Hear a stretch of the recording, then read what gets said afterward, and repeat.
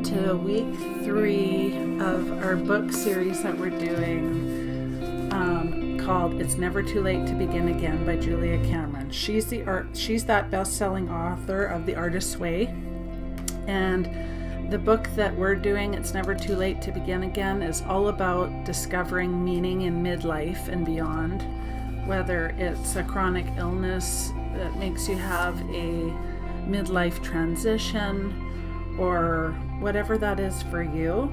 And we're going through week 3, which is reigniting a sense of connection. And today I'm going to take you through the book while I go and take my puppies for a walk. So I hope that you'll join me in this week 3, and I'll talk to you soon. Every day I try and get outside and give the dogs some fresh air and a walk. And Jamie made this great trail for me with the big snow blower, so I can walk all the way around, up and around and back as many times as I want to try and get my steps in. I have a goal every day, 5 days a week, of what I want my steps to be, so that I'm constantly exercising and moving for my new heart. So that's what I'm doing. And this is a great trail because it's not icy like the driveway.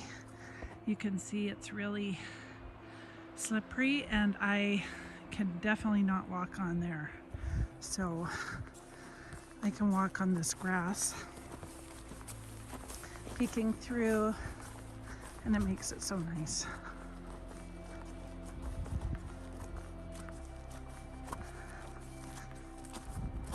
Come on, buddy. Come on. Let's go. Come on. He's so funny. He just takes his time, and then he catches up with me later on. I just love this time of year walking when it's warm out, but even if it has snowed, it's still beautiful because it's usually always blue skies. Today is a little bit socked in, but it's nice and it's warm. It's plus 2 degrees. So for winter here, that's really warm.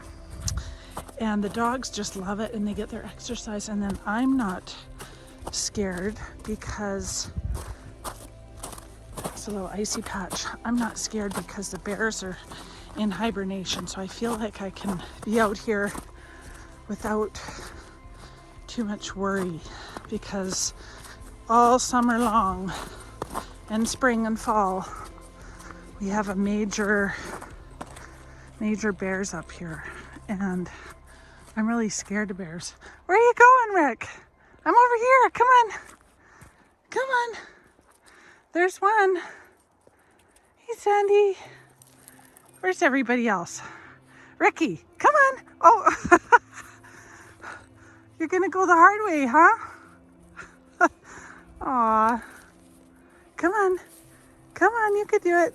Good girl. Good girl. You silly thing. Where's Brian now? Oh, he's on the other side of the trail.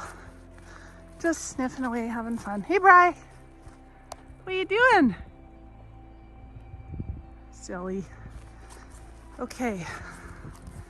Back on the trail. Okay, so for week 3, we're talking about reigniting a sense of connection. This week, your memoir is likely to reveal early relationships that you focused on with a new intensity. Retirement or midlife transition also provides a time to reflect on the past and present relationships. Who do you want to be close to? Who do you want to distance yourself from? Are there openings in your life for new relationships? This week, you will look at yourself in relations to others. Who is your community? Who would you like it to be? We will explore loneliness and isolation, common issues in retirement, as well as opportunities to connect through volunteering. You will experiment with asking and offering support. So that's really interesting. And just so you know, I'm just reading straight out of the book. And there is certain tasks that we have to do every week, like morning pages, a walk by yourself. Yes, I do have the dogs. It's supposed to be by yourself, but that's okay.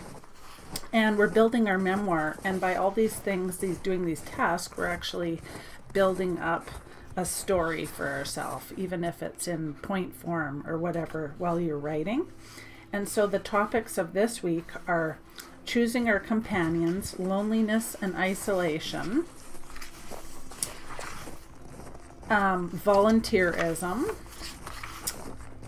support,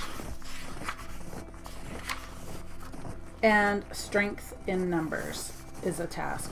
So that's what we're going to be talking about today.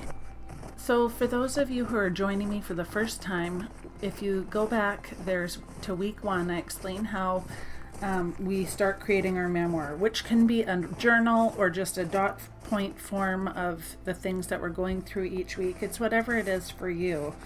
And it builds upon itself. So basically what she's saying is you divide your life into sections. Divide your age by 12 because there's 12 chapters in this book. And that's how many weeks I'm going to do these videos and go through each week. And this is the number of years you'll cover each week. So for week 1, I am ages 0 to 4. In week 2, I'm ages 5 to 9. And week 3, I'm ages 9 to 12. So ages 9 to 12. So a lot of the memoir has to do with remembering back into some things in your childhood. And so that's why, but you don't have to do that if you don't want to. So week 3, she talks about, I'll just read, in retirement, the intensity of our work relationships diminish, and those that continue are for the most part by choice. On the one hand, this may be a relief on some levels. We may be eager to bid farewell to those inconsiderate coworkers who brought such small annoyances to the day, or higher ups that we didn't agree with. On the other hand, we may have loved our work and miss it dearly. We also have choices to make. People in our lives may expect you to be fully available now. That was so interesting when I read that.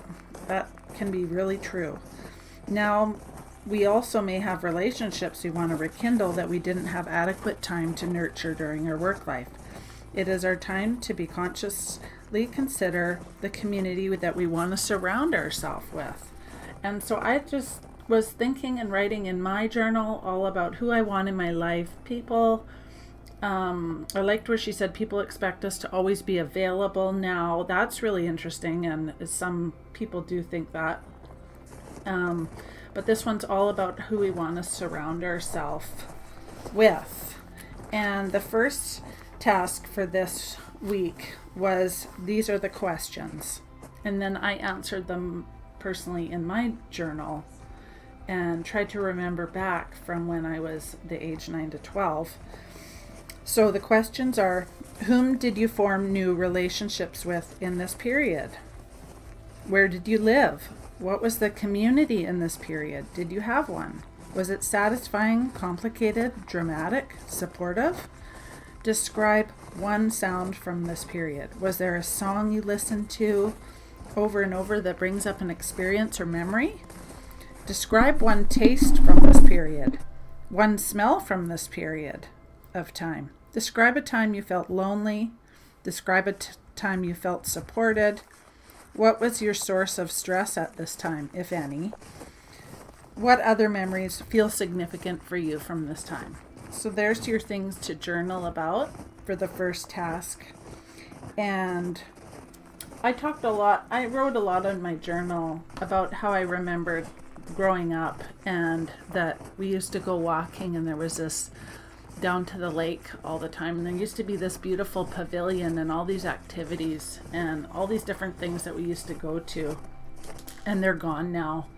But we did so many fun things at the beach, and at the fire hall, because my dad was part of the fire hall. And so I wrote a lot about that.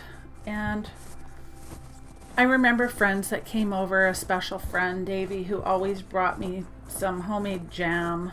That was later in life, but I jotted it down just so I didn't forget, because that was such a nice memory of that time. I remember riding my bike and my mom making me ride to the store all the time for her. So that was interesting. I had totally forgot about those things. It is so interesting how so much gets sparked from these simple tasks of writing. Next topic she talks about is loneliness and isolation, and that can also be something that is experienced when you are not working, or you're retired, or you're having a transition in life, and maybe you've lost a lot of your great friends. It could be anything. And I'm pretty okay with that one. I feel like I'm never lonely. I always have people I can call, and if anything, I need more time alone to do things that I want to do. But that's definitely can be a huge factor. And what your task is for loneliness is to take 20 minutes and allow yourself to write about a time in your life that you were most lonely. What were your circumstances? Were you surrounded by others or isolated? Were you working or not working? Take the time to write about a time you felt connected to others. Remember that the person you are calling may need to connect with you as much as you do with them. So that's so interesting to me, because all of a sudden I'll get somebody on my mind, and I feel like how important that is to just phone them. If somebody's actually on my mind, that's a sign that I'm supposed to talk to them. So if you follow your intuition in that way, you can really experience some neat things, some neat flow in your life. She also talks about volunteerism, about creating that it's a higher power, and it's a way to express yourself, extending to others, creating a flow of grace. And I really like that. I think that's really nice to do, and super important. And number 3, okay, so volunteerism. I'm still stuck on this because I need to focus on healing and myself right now, but that is something that is important to me. And I wrote down some people that were really supportive in my life, and that was really interesting to think about who were your supportive people from that time, from that age time, and about how reaching out can feel really hard, but it's so important that we ask for guidance and input from friends, former colleagues, or anything. It's also can be really inspiring to hear what other people are doing. So the task for that is to take your pen in hand and list 5 people who have been supportive of you at different times in your life. Choose one person and reach out to that person. Can you offer that person support? Could they support you? I thought that was really neat. And so I chose to do that. And I feel really a lot of gratitude right now about who I chose. And I want to also choose other people on the list. Some have moved away and I don't have their number anymore, unfortunately, but I thought that was really key. So those are the main tasks for week 3. And don't forget that you're going to be doing, each week consists of your morning pages, which are your 3 pieces of paper in a journal, or just freehand writing anything out of your mind. It doesn't have to be anything put together or anything someone's going to read. Your memoir, those are answering the questions that I've given you. Your artist date, which is a once weekly solo expedition to explore something fun anywhere, a bakery, an art store, a plant store, like anything that whatever you like. And a 20-minute walk solo without a dog or friend. Well, I kind of blew that one because I brought the dogs. I'm not going to leave them home. But I was really doing a lot of thinking during that time. So I feel pretty good about it. So I hope that you will enjoy this week. and all about reigniting a sense of connection. And I will be back next week with reigniting a sense of purpose. And I've already been doing some reading and it looks fabulous.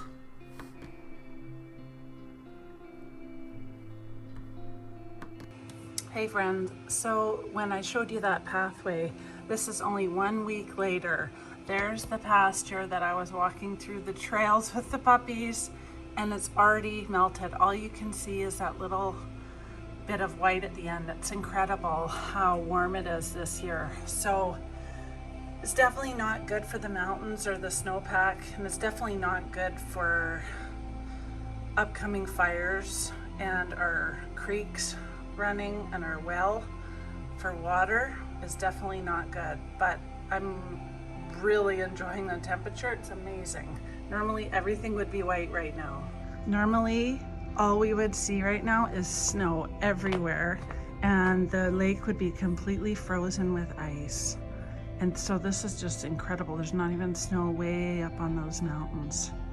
So kind of dangerous for what's coming up, but hopefully something changes. There isn't even any snow in the forecast, so that's kind of scary. But the chickens are having a great time listening to tunes and playing in the forest. They sure don't like it when it's -40. That's for sure.